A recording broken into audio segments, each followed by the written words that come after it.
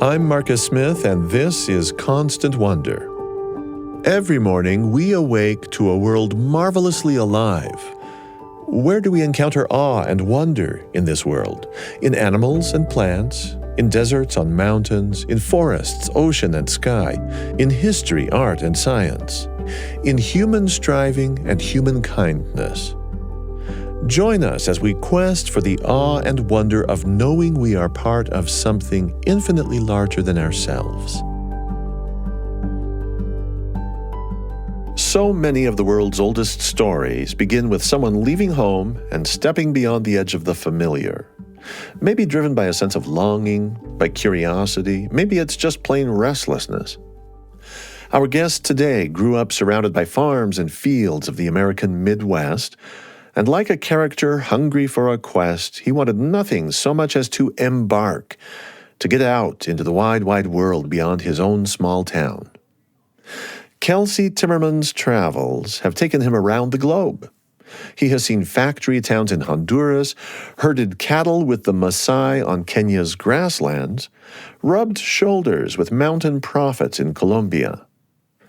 But the stories he shares from these experiences aren't just travelogues about distant places.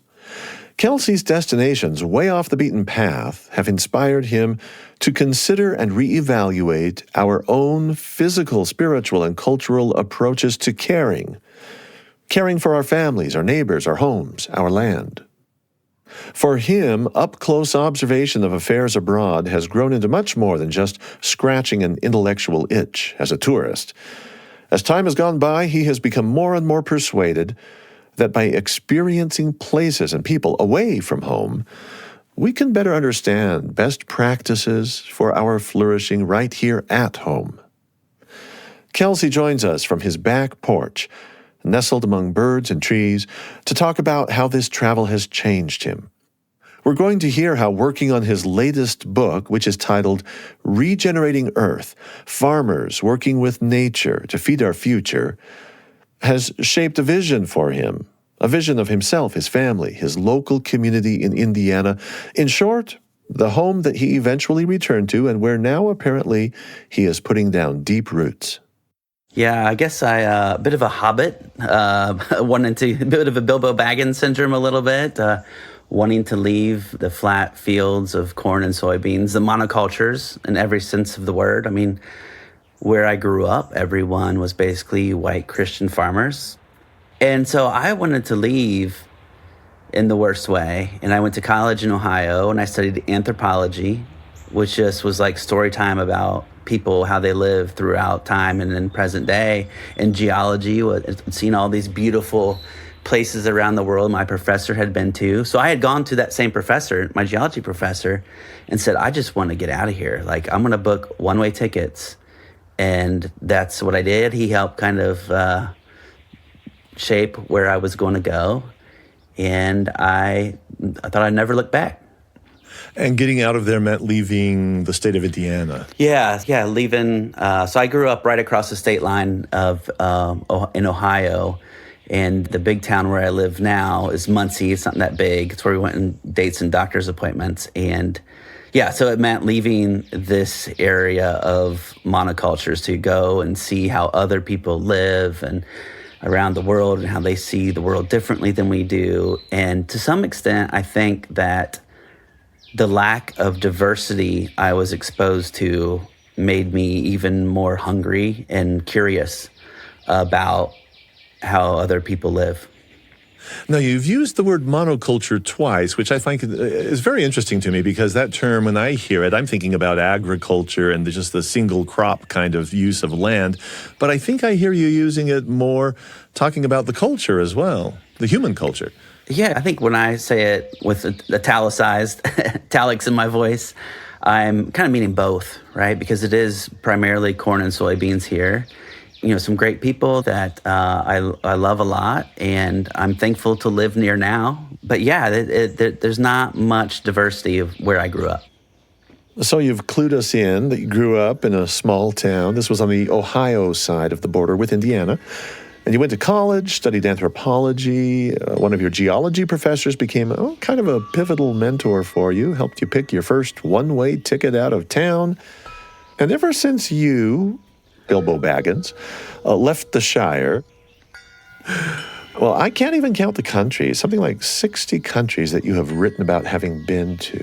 And beyond just an itch to see these new places, tell us, describe, what was your aim on these journeys as you first got going with them? Yeah, I mean, it started off as curiosity and just wanting to see the world and to travel. And so those one-way plane tickets, the first one went to Hawaii, then Australia, and then it ended.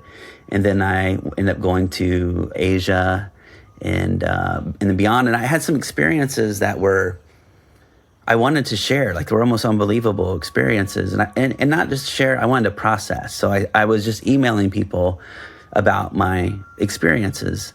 And I found a lot of meaning in that and the feedback I'd get from people. And I also really loved that I was able to write stories and send them back to Darke County, Ohio, where I grew up. And people loved them and people connected with them and people were curious about it. And so, yeah, I started to travel and I started writing about my travels, and I got back and I got a job as a scuba diving instructor in Key West, Florida.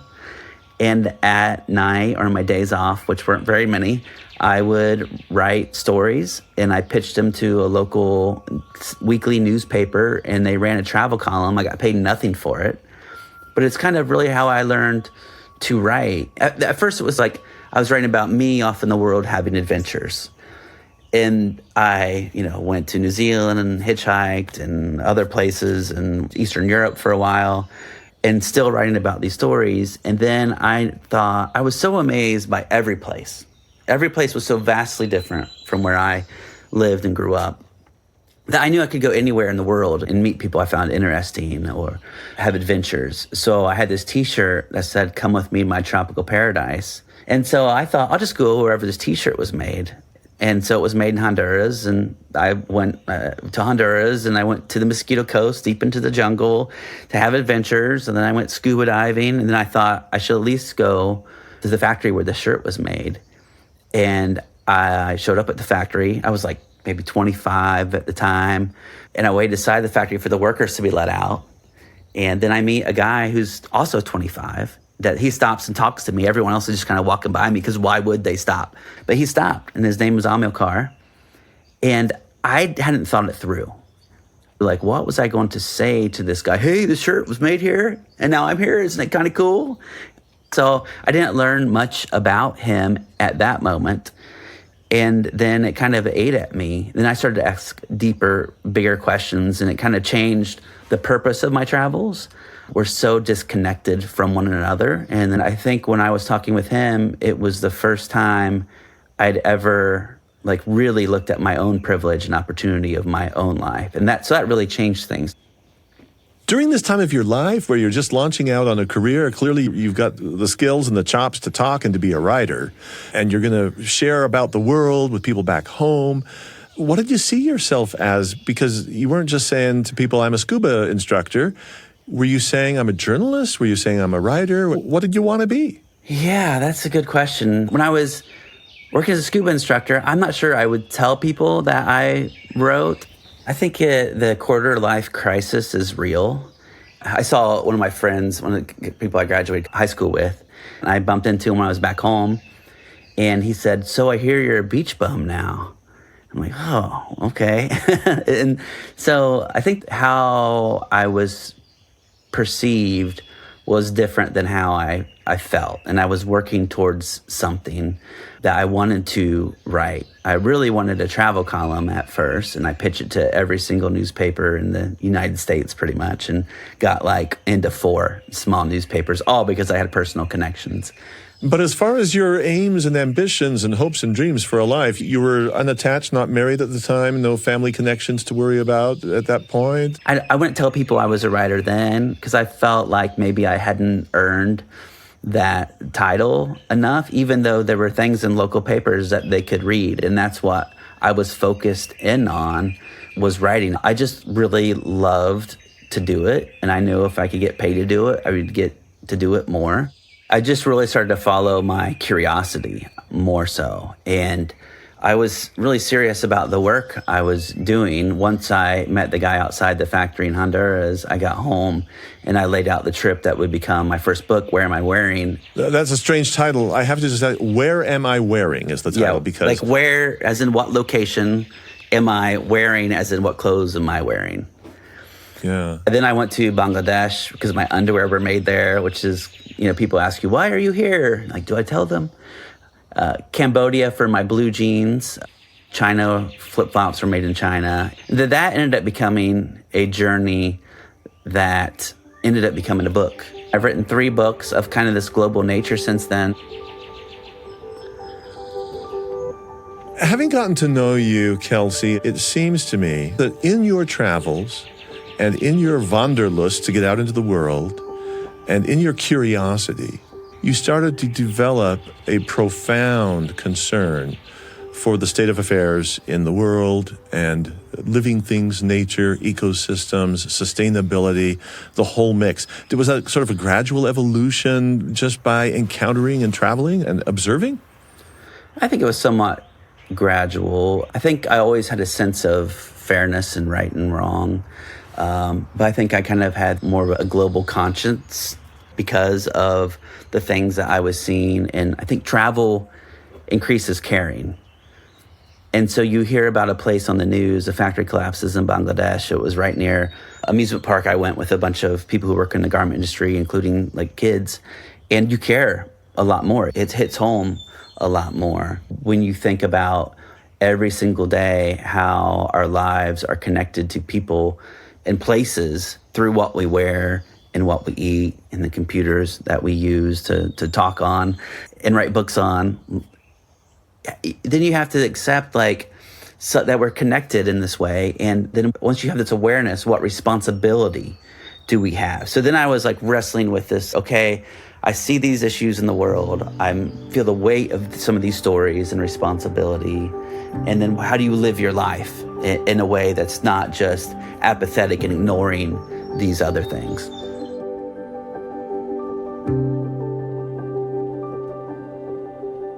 We're going to go now to some very specific destinations with Kelsey.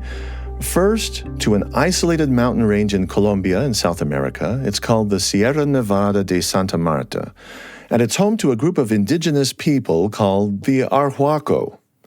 And it's one of the most biodiverse places on Earth. This Sierra Nevada mountain range that juts up from the Caribbean Sea, reaching high into snow-capped peaks. It creates a wide array of different microclimates along the steep inclines. These mountains are deeply sacred to the Arhuaco. They believe that Mother Earth put them in the Sierra Nevada, in this place they call the heart of the world, to be caretakers of the whole Earth.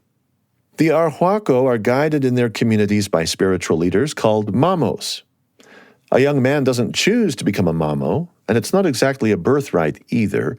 The Arhuaco believe that nature herself chooses a young boy for this role, and once identified, that boy is then separated from his family and lives in caves with other mamos, a little like a monastery, and then goes through a period of intense training that lasts for at least 9 years, these years symbolizing the 9 months that a child dwells in the womb. If you're lucky enough to be a visitor in the Arhuaco community, a mamo will tie a cotton thread produced from their own fields around your wrist. It's a symbol to the Arhuaco people that you are welcome. And as another part of this welcoming ceremony, a mamo will place a small ball of cotton or fiber in your hand and ask you to think about the land you came from and the land around you. These ceremonies tie into the sacred charge of the mamos to maintain the balance of life on Earth. And Kelsey Timmerman had the privilege of being invited into the Arhuaco community not once, but twice. So my first experience visiting the Arhuaco took place when I was researching coffee. I had made arrangements to meet up with this fair trade coffee group. And I flew into the airport at Valledupar, and they picked me up and whisked me off to the mountains. And I'm surrounded by people wearing white robes. And the men have white caps that are the shape of the mountain peaks, and they're meant to mirror that. The men, when they meet each other, they exchange coca leaves. They're all wearing satchels, and they exchange coca leaves. And then they have like little charms in their bag of coca leaves too that help with certain knowledge and protection. The women are constantly weaving. And it was just where they are, they consider it to be the heart of the world. It's really close to the coast. It's the Sierra Nevada de Santa Marta. And so we're up in the mountains because their lands no longer connect to the sea because they've been forced by different political forces into this one area they refer to as the heart of the world. And they believe it's where they were sent to protect. And they told me they see what's happening in the rest of the world and they pray for us, and they believe that their prayers keep the world from falling to pieces. And here I am thinking, this group is basically fair trade, organic, regenerative, whatever term you want to put on it, by culture. And here many of us are like not thinking about our impact, and they believe their prayers are keeping it all held together, and that if anything negatively happened to the heart of the world, it would horribly affect the rest of the world. So this great sense of being where they are, of observing. A lot of indigenous cultures see themselves as part of nature, not dominators over nature, but they play a role in all these complex connections and relationships. So I wanted to go learn more about it, and then I thought I was going to see their farming practices, and we just kept sitting down, and they would ask me questions. And so the mama, Ananias, I don't know how old he was. He looked pretty old. His face looked fairly old. He didn't have a lot of teeth left. His arms were just like, he was built like a superhero. He was jacked, you know what I mean? He had a lot of muscles. And when we followed him into the forest, he just disappeared down this steep incline. Then we were supposed to follow him and just trying to pull our way through the vegetation to get back to this place where we sat down in these reeds. And he was talking with the other mamo and our translator, and he would talk for a while. Then they ask us a question, and they give us a little cotton bowl to put in our hand and to put our intentions or ask us our concerns into that bowl of cotton, and then we kept it.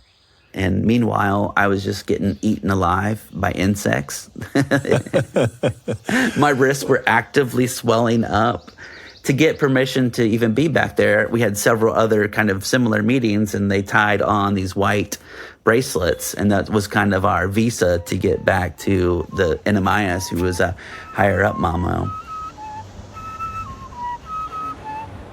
I have to ask you, Kelsey, during all of this, did you see that you were being invited into a sacred ritual?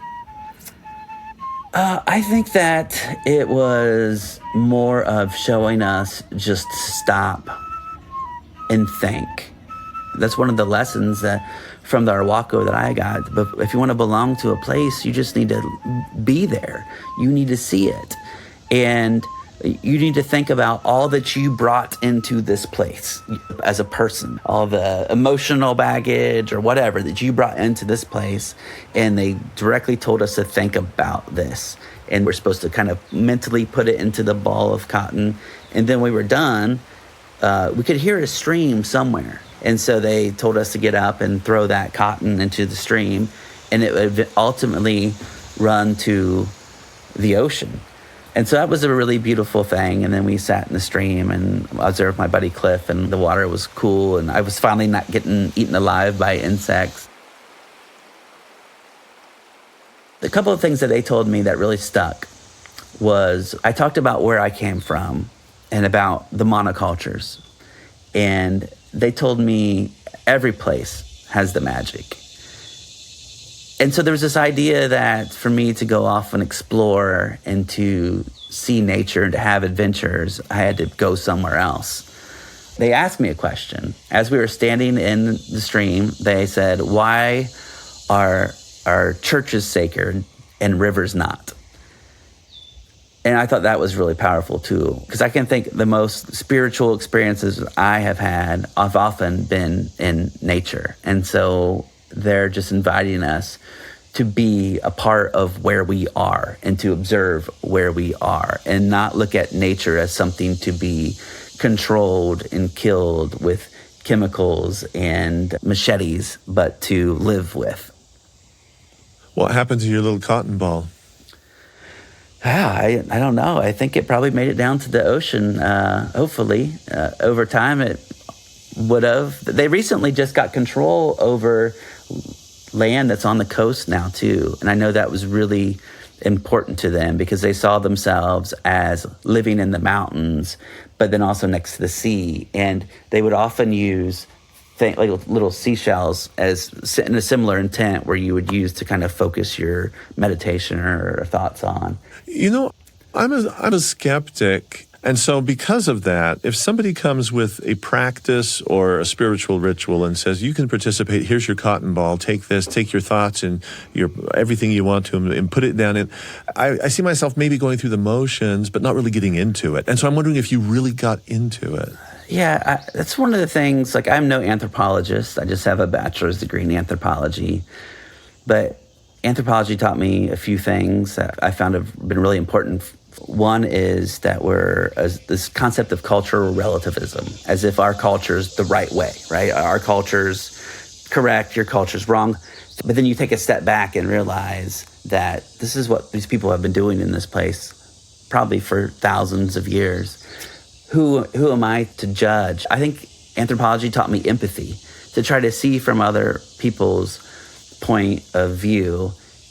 I'm guessing that you're trying to be minimally aloof from that culture. You're trying to be somewhat embedded in it. Aren't you trying with a mamo right there, wearing his traditional garb with the white hat in the mountain, and being given a little cotton and sitting in the stream and being there, not to be detached? Yeah, so I'm really trying to embrace that experience as I've embraced other experiences. I was in Nepal for 3 weeks with Tibetan monks, and a very similar experience. I'm not Buddhist. I wasn't Buddhist before. I wasn't Buddhist while I was there. I'm not Buddhist now. But I still could be respectful of their culture, just as if you go to a church, if I went to your church, I wouldn't judge what you all do there, just as I hope you wouldn't judge things about my culture. You just try to understand and appreciate and maybe experience a little bit. But you're also right. Like they say things like the mountains are connected. And they try to explain it in modern terms, like they're connected like a cell phone signal. That's how all the mountains of the world are connected. So do I believe all the mountains of the world are connected?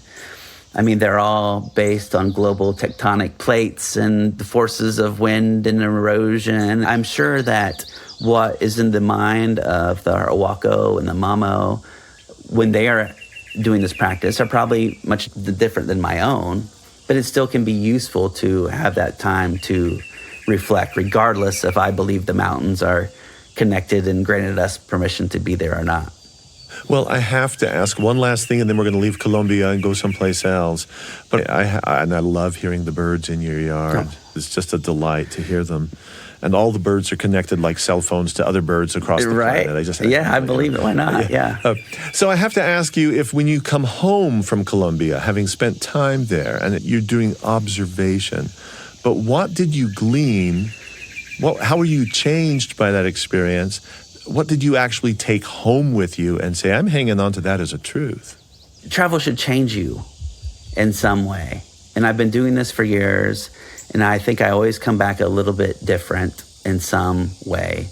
Something specific from the Arhuaco that you brought in terms of, say, if they think that the mountains are the center of the world or sacred or holy, does that translate for you when you go back where you live now? Yeah, very tangibly in multiple ways. So right now, throughout our woods, we inherited some old rusty lawn chairs. And I have placed those out in the woods of places that I like to sit and to observe. And so I'm not sitting on the ground because the insects and I don't have the best relationship. So I can just sit and relax and think. Maybe it's not quite so intentional and I'm not doing the things in my hands and putting them in the river, but just like sitting and observing and being in this space and looking at the trees and the birds and getting to know a place more. That's directly from the Arhuaco. Also, this idea of the heart of the world is something that's been really important. Of like, what if we all looked at ourselves and our places like that? Wherever we live is the most important place on the earth, right? And we're the ones there to take care of it.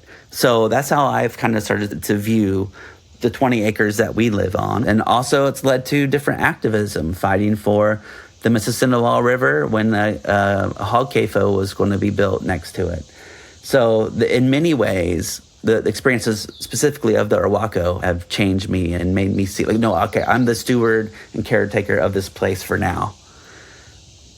So that's really important, and that's a big responsibility. Help me out with something you just said. I'm going to jump back just a little bit to find out what you meant when you said a hog CAFO. So a local farmer wanted to build a concentrated animal feeding operation really close to the Mississinawa River, where there would be like so many hogs in such a confined space that pollution of their waste could really threaten the river itself.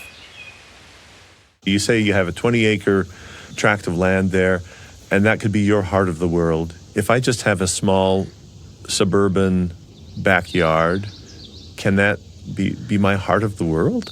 Absolutely. Even if you don't have a yard. But if you have a small yard, you can intentionally plant native plants for the insects and the birds to visit. You could plant a little fruit tree back there. Also, we should all experience like the magic of a seed.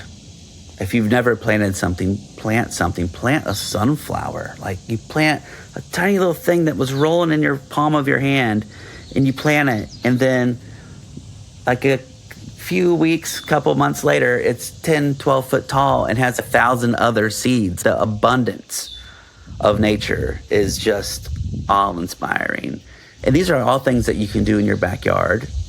And if you don't have a backyard, you probably live next to or near a park, and there might be a Friends of the Park. Start to get engaged with that group. And more than that, just regularly go there. Have a favorite tree. Get to know what birds are there. Get to know your local river. See the place in all 4 seasons.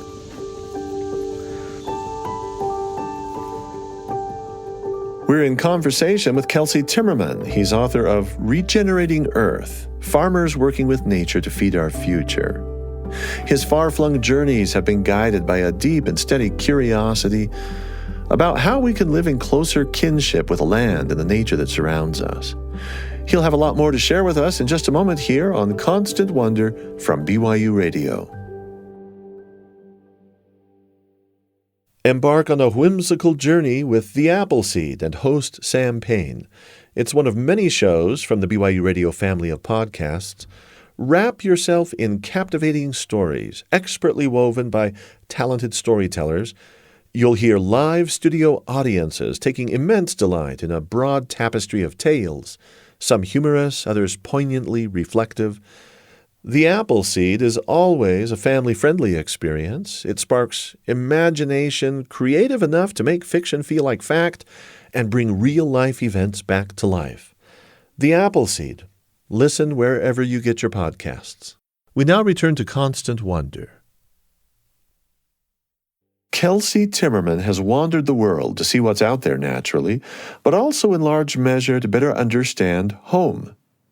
And now our path with him leads to Kenya, a place of wide skies and rolling savanna, ancient cattle herding traditions, and some lessons in nature, conservation, and regeneration. Someone told me I needed to go visit. They had a friend who was a Maasai in Kenya, and his name was Dalmas. And so I'm like, okay. Dalmas picks me up from the airport, and ultimately they take me out one day on safari. There's this group of Maasai who pool their cattle into one big bunch. It's called the community herd, and they all have paid into this to belong to it. And they have herders that each day take them from where they're grazing, and they take them to the Mara River. So I show up there just to meet the herders and ask them questions. And I'm like, you know what would be really cool is if I could be a herder for the day. So I asked them about this, and they're like, sure, why not? And the people who were hosting me there were somewhat concerned, but they ultimately left in vehicles, and there I stood with a guy named Lashinka, who's a Maasai, and he's a herder, and just, it was a really amazing experience. Right away, as soon as the cars left and the rangers with the guns left, we're left with like herding sticks. And as soon as they left, Lashinka's like, I saw a lion over there. And I'm like, what have I gotten into here? And he's like, let's go see it, or let's go chase it away. And, that's the opposite of what I want to do. I want to run away or like get back in hey, you forgot me. Never mind. Back in the Land Cruiser, please. So we don't see the lion there, but then we start to march the herd, and it is like the Lion King, right? Not necessarily we've seen a bunch of lions, but there are giraffes like watching us march the cattle to the river. There are antelope like jumping in and diving in and out of the grass. It was just absolutely amazing. And you had some distance to go, didn't you? A couple miles or more? Yeah, it was like 2 miles. I mean, it took the most of the day to walk there and walk back. Now, this is a herd of like 700. And so we get through the brush where the lions could be hiding. We're more out in the open. And Lashinka's like, one is missing. And I look at him and I'm like, what one is missing? There's like 700 some head of cattle here. And I like, how do you know one is missing? I'm like, did you count them? He's like, you don't know the ways of the Maasai. I don't need to count. I just know. He's like, the small one with the brown, stripe is missing. And I'm like, and I'm still kind of a little skeptical. And then he goes back and he finds this little calf that is just laying down in the grass, which is just like death is coming for that calf. He could not be there very long on its own before something would come and get it. So he tries to get the calf up to walk back to the herd, and it's not coming. It's not having it. So then he walks into this ocean of cattle and comes back with the calf's mother. He knows the calf's mother, right? And so the calf's mother kind of helps it get up off the ground and joins the rest of the herd. And we go to and from the Mara River uneventfully, I guess, but just to be on like on a safari and be like in it, to be like another animal walking in that space, which is also where the earliest human fossils have been found in that area. And how long has this dance been happening between prey and predator?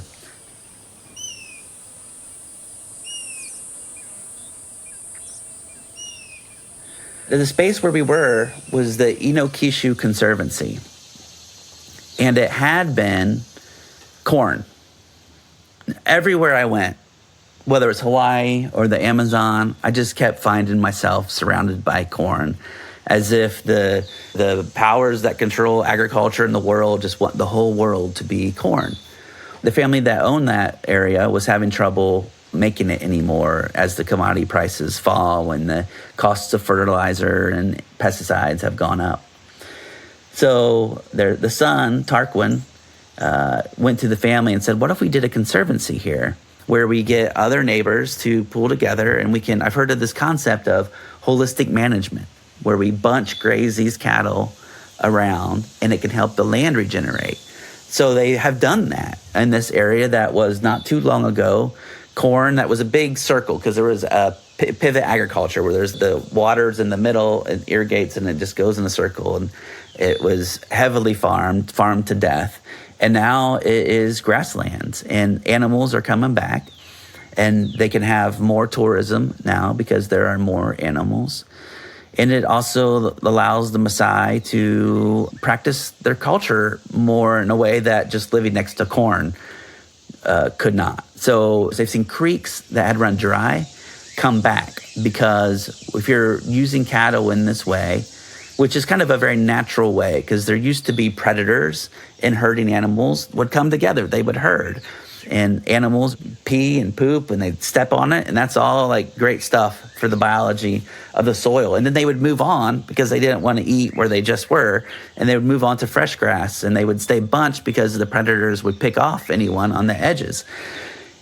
And so this is a very natural way that human involvement is able to help regenerate this land. where in other places where the Maasai are, in Tanzania specifically, and have been removed from the land because they're like, we need to protect this place, so we need to take humans off of it. Those have actually become even more desertified and decimated, and it's the human involvement. The Maasai have been there for years and have had a relationship with the animals and the grasses, and if they are there and using this culture that they have adapted to this place, it is actually better for the place too, when humans are part of a place. So how does this pertain to your coming back and then deciding, even though in your youth you wanted to get away from farming country, now you're wanting to be grounded and rooted at home, and you brought back maybe from a place like Colombia ideas about a tighter connection of maybe the land is sacred, and you come back maybe from Kenya looking at best practices of regenerating life. Is this too simple of me to just say you're going out and getting your life lessons from other people and bringing it home? I'm letting these experiences shape me in some way. They have definitely changed the way that our family lives. And Kenya, I think, is how important community is. And so earlier I mentioned Dalmas, who's the guy that picked me up from the airport and was my guide and translator. And he can remember a time when the community lived around a common area, like 20 houses around a common area. And they would decide where to graze their cattle every day as a community. And it worked. Then one day, someone from the government came and said, you own this land, you own this land. They divvied up the lands so it was like individual ownership. And that had really negative effects to their culture. That's a culture that I was born into, individual land ownership. And what we see around here, what most of us live our lives in and around. But this idea of knowing our neighbors and pooling our resources, whether that's financial or physical or every sense of the word, of helping each other and raising our families together. And, we're very much still the individual land ownership, individual kind of Western idea of life. I don't mean to sound like I'm not living in a community living here, but there's a missing piece for us that we're so disconnected, not just from the land and nature, but from one another. And so that's one thing I really brought back, more of a squishy thing, I guess. The more concrete thing is I ended up getting 4 sheep. And I had these sheep before I went to go to Kenya, but going to Kenya made me a better herder. I learned how to whistle the right way at the sheep. And I want to hear how to do the right whistle. Oh boy. I don't know if this actually works. If someone's an actual shepherd, they're probably gonna think. Yeah, you have to be outdoors on site, but give it a whirl. It's like warbling. It's like a warbling kind of whistle.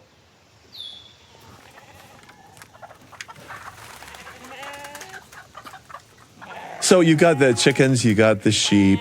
You're still a rider and not a farmer, or are you a farmer now? Oh, I don't know. Someone the other day told me that I was a farmer if I had given some food item to someone else and they've eaten it. So in his definition, I'm a farmer, but I'm not making a living as a farmer. I have these small kind of farm experiences that definitely do connect me more to the place where I live. But you're very earnest about this. You're very serious about what you're doing in terms of being a steward over the land. Can you tell us about Will Harris from Georgia that you visited and what he offered you? Yeah, so Will Harris is quite a character. He's in Bluffton, Georgia. Will is a cattleman. And he grew up on a cattle ranch that had a couple hundred head of cattle, maybe more. And there were 3 employees three folks, his dad included, would work this land.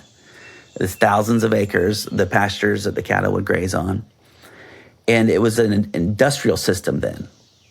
And Will talks about how one day the fertilizer salesman showed up and dumped a bag of fertilizer on his dad's grass and said, check this out in a couple days.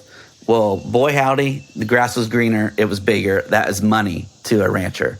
So they fully bought into this industrial system. And then one day Will was watching them get the cattle up on the trucks, and some of them are like on a top level and some of them are on the bottom level, and the ones on top are pooping and peeing on the ones below. And he's just like, this ain't right. This, we take care of these animals so much on our farm, and then we just send them off in these trucks, and they're terrified and they're just covered in, poop and pee. And so he gradually started to shift away from this industrial system. And as he shifted from an industrial system to more of an organism, as he would call it, he brought in a lot more types of animals back on the farm. And it took a lot more people. So when Will was a boy, the only thing you could buy in Bluffton, Georgia was a stamp. And then the post office went out of town too. And he, because of White Oak Pastures, his ranch, and now they're up to like 200 employees, and they live in Bluffton, Georgia. And there's a store in Bluffton, Georgia now. There's a restaurant in Bluffton, Georgia now. He's revitalized his hometown. And much of what Will had to say, I expect him to kind of be more of like this bravado cowboy. That's kind of what he looks like. He wears a cowboy hat. I'm in his Jeep, and there's a AR-15 at my knee, and there's shell casings rattling around on the floor. And I ask Will, I'm like, are you shooting stuff out your window? And he's like, anything that doesn't have love in its heart for White Oak Pastures. And he's right. Will loves his place. And he keeps buying up industrially farmed land around him, and even places that he can't even graze. We went to one place that was just like this wildness, and there was like swamp, and there was beaver dams that he loved, and there was a little handkerchief that he tied in a tree for his daughter to bring his grandson to show him this really cool place and to talk about the beaver. And some of the area had been hit by a hurricane in 2018. And as Will is telling me about this, he's getting choked up about the place never being the same because of, like, he's mourning trees. He's mourning parts of the ecosystem that was lost in this place. And it sort of rhymes with how the Arhuaco see the world, and how the Maasai see the world, and how they are a part of a place, and how their being part of a place gives their life so much meaning and purpose. And so it was, different hats. Will wore a cowboy hat. The Arhuacos wear the pointed mountain peak hats, but kind of the same ethos. And maybe those of us who are rediscovering some of this from our ancient past, we don't have necessarily the language or the traditions or the culture to talk about it in a way that the Arhuaco would have. But we're starting to remember. The people that I met, the regenerative farmers I met in the United States, are starting to kind of reawaken. They're really excited about this. And it's only recently we've been disconnected from the butcher, the baker, the garment maker, the weeds. And any place that there used to be a relationship, now there's a service or there's a product that has broken some of these relationships. There was a time in your travels, I believe you were in Hawaii, where somebody gave you kind of a concept of belonging to a place. Walk us through that whole notion. Yeah. And you belong there somehow. So it was a native cultural practitioner of Hawaii who teaches kids and works with school groups, helping them to reconnect in the way that their ancestors would have connected with the land. And one of the questions he asks them is, what river do you belong to? And it seems kind of odd at first. It struck my ear kind of odd, like, what river do I belong to? I'm the rivers? But when you think about the life force that exists in a place, a river is really critical to that. So I started to ask myself, well, what river would that be for me? And so I, just by happenstance, when we bought this place, I didn't really realize this, but we're a short walk from the Mississinawa River. And so, like, that has to be my river. I grew up in the headwaters of it in my boyhood home in Ohio. It starts off as a farm ditch. And this river is really important to our community, but actually has really important historical significance. So one of the ways I wanted to get to know my river better was to kayak down it. So I talked my buddy Cliff into doing this like 3-day adventure. We didn't know how many days it would be actually, but I was in a kayak. He was on a paddleboard. I didn't know really you could paddleboard down rivers, but that's Cliff. He paddleboard down the river. And we saw so many bald eagles that it became a non-thing to see, right? It was still really cool to see. We saw more bald eagles than people. We saw multiple beaver along that river. On our second day, we spent the night on the shore of a state park that housed the War of 1812 reenactment. And this river was pretty sacred to the Miami. And in fact, when the historians talk about that area along the river, they talk about the Miami towns.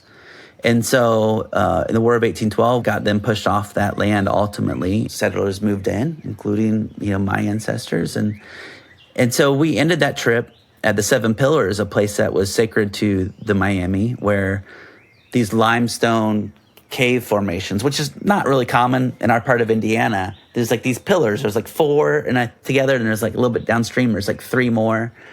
And they kind of just like absorb sound, and the Miami had all these myths and legends about these pillars, and it was sacred to them. And not that I know what that feels like, but I know what it's like to paddle down that river and start to take some responsibility for belonging to a place. In fact, the Hawaiians have a really good term for this called kuleana, which is like your responsibility and privilege to be in a place, in a relationship with place and people. And so that's a relationship I'm still exploring. Like, we got kayaks this summer, and the kids, and as a family, kids and I and my wife, Annie, we go paddling down the river, and we're getting to know it. Not exactly sure what that means or how that will change us, but I'm sure it will some way. I know you've been influenced tremendously by these other cultures and peoples in your travels. And I know that you're grateful for the land that you're on. And I know you want to have a relationship to the land you're on. Maybe we could talk just a little bit about that gratitude and how real it is. Oh, for sure. I mean, I'm fortunate to be here in every sense of that word. So I'll give you kind of an extreme example where this became apparent to me. I started to have some numbness in my arm last year, and it just kept getting worse and escalating and worse. And then I had an MRI, and they told me to go to the hospital immediately. And I'm like, oh gosh, what is this? And they thought it might be MS. And long story short, after 2 weeks at the Cleveland Clinic, in which they had to cut into my spinal cord, not knowing if I would lose function of my leg or other things, I got diagnosed with a rare disease called neurosarcoidosis. It's just basically it takes these dead cells and piles them up, and it's like it's a tumor. And so 2 weeks in the hospital, maybe I ended up with a window in a room for a while, maybe not. And I just missed being out in the world. And at the time, I had to learn to walk again. I had trouble getting out of bed.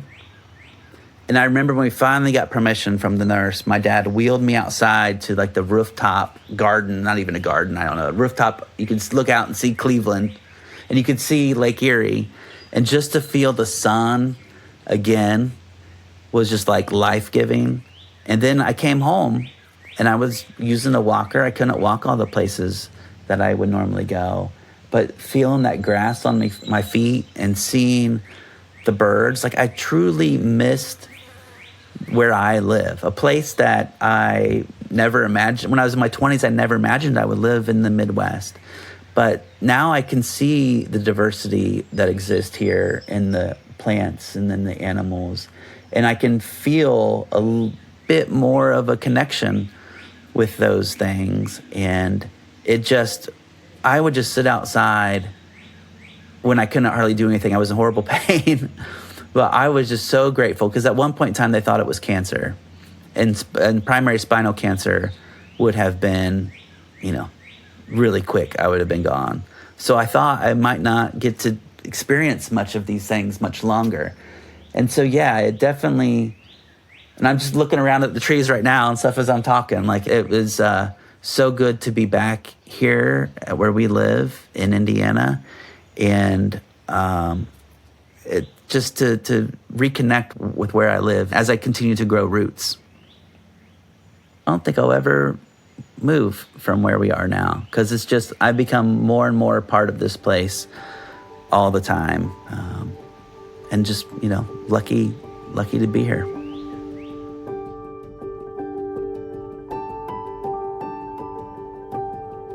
Thanks to Kelsey Timmerman for the time he has shared with us. His book is titled Regenerating Earth: Farmers Working with Nature to Feed Our Future. This episode was produced by Jess Scoville with assistance from Lily Jensen. I'm Marcus Smith. The Constant Wonder Podcast is a production of BYU Radio.